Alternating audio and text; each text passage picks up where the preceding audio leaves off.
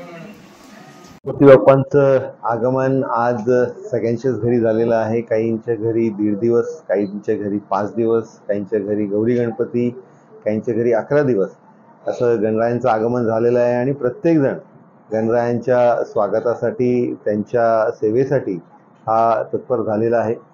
खऱ्या अर्थाने एक आनंदाचा आणि भक्तिमय वातावरण आपल्याला सगळ्याकडे बघायला भेटते.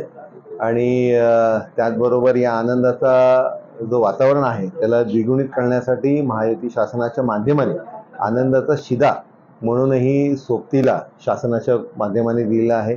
खऱ्या अर्थाने एक राज्याचा विकासाला गती देण्याचं काम हे महायुती सरकारने केलेलं आहे. आणि त्याच्यामुळे लाडकी बहीण योजना असेल, त्याचबरोबर आपल्या संदर्भातले लोकहिताचे जे महत्त्वाचे निर्णय आहे हे सातत्याने हे शासन घेते.